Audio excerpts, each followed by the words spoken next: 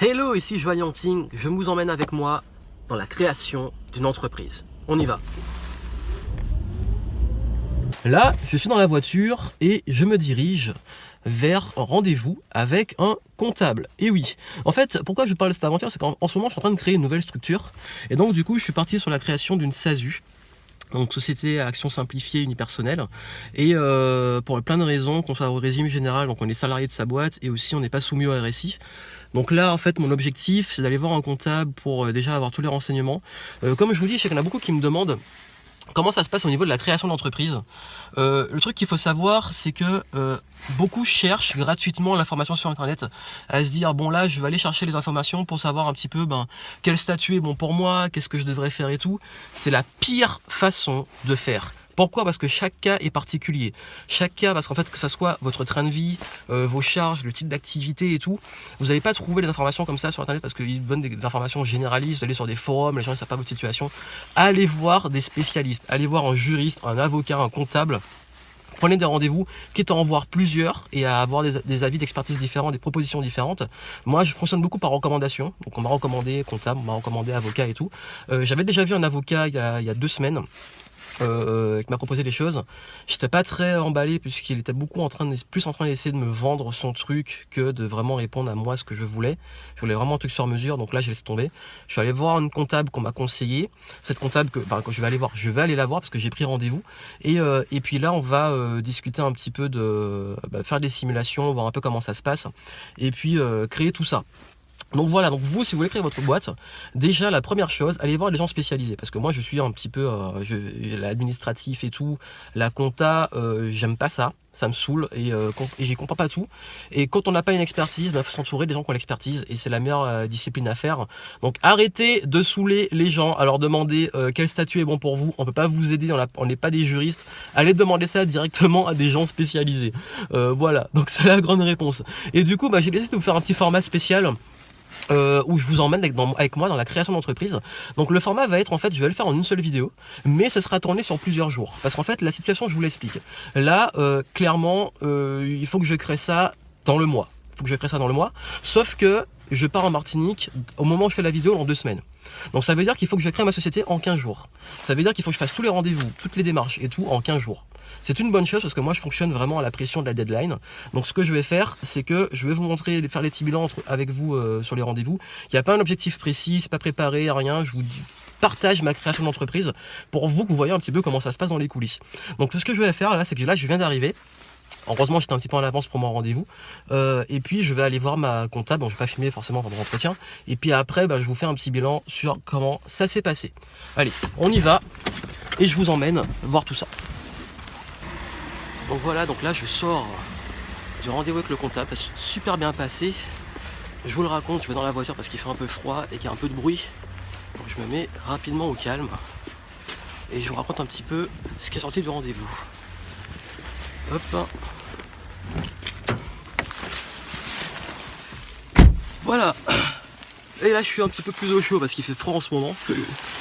Alors, donc voilà, donc je sors du rendez-vous du comptable, avec la comptable plutôt. Je vais poser le téléphone. Voilà. Et donc en fait, ça s'est très bien passé, donc j'ai eu plus d'informations. Donc là je pars sur une SASU parce que j'ai pas envie d'être au RSI, j'ai trop de problèmes avec eux.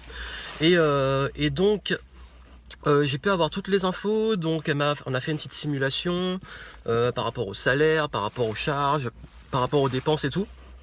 Et là c'est ok, c'est lancé. Donc j'attends sa proposition. On va aussi me mettre en relation avec un avocat. Avocat pour rédiger les statuts, pour que voilà. Enfin moi je délègue tout ça, hein. Je préfère payer et être sûr que ça soit bien fait. Donc là mon travail ça va être déjà de trouver, de continuer à comparer mes offres de domiciliation, parce que j'ai pas envie de le domicilier chez moi et j'ai pas encore de bureau et je suis pas sûr d'avoir des bureaux tout de suite. Et voir aussi au niveau de la banque pour comparer les offres de banque et déjà cibler, prendre rendez-vous à l'avance. Parce qu'en fait c'est sûr que quand on prend rendez-vous avec une banque il faut déjà avoir le projet d'entreprise, mais le truc c'est que comme j'ai 2 semaines pour le faire et que la semaine prochaine je suis à Paris pour donner des conférences, donc je suis obligé de me bouger un peu le cul et prendre le rendez-vous à la banque avant même d'avoir les propositions. Donc comme ça au moins je suis sûr que tout va s'assembler comme il faut. Donc voilà, donc Les étapes, comme je vous dis, déjà prendre un rendez-vous avec un comptable ou un avocat. Ensuite, qui va vous déterminer la démarche à suivre, qui va ensuite prendre en charge donc, tout ce qu'il faut ensuite pour la suite, donc par rapport au statut et par rapport au capital que vous apportez, etc. Enfin, tous les chèques qu'il y a à faire, toute la paperasse. Et puis après, vous suivez les indications.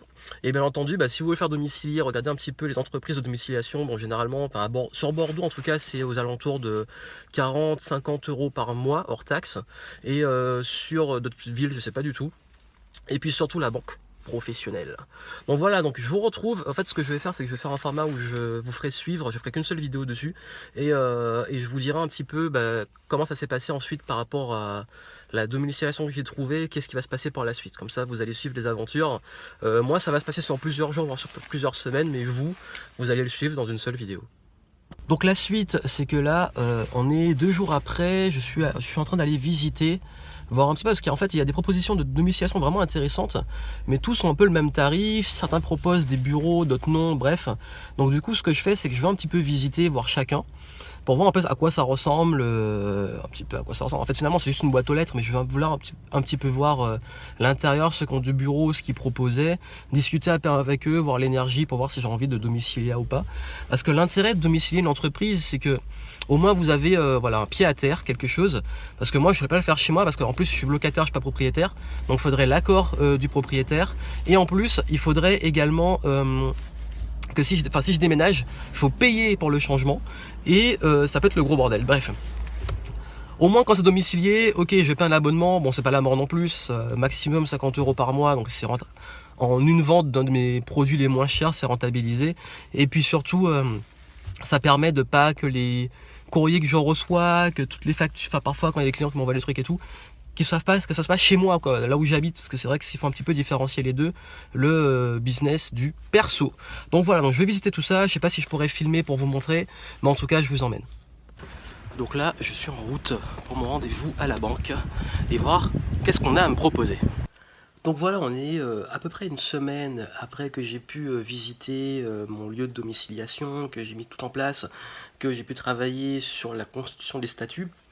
Donc là, j'ai mes projets de statut qui sont prêts, enfin mon projet de statut, les documents qui montrent que c'est en cours et dont j'ai besoin. Donc j'ai eu besoin parce que hier j'ai pu lancer le bail de domiciliation et aujourd'hui voilà, j'étais à rendez-vous à la banque et donc j'ai pu à la banque faire le nécessaire pour avoir les informations, sachant que voilà, je ne me suis pas contenté d'aller voir qu'une banque, je visite plusieurs banques, voir ce qu'ils me proposent, et surtout le plus important quand on va voir les banques, en fait les banques proposent plus ou moins la même chose.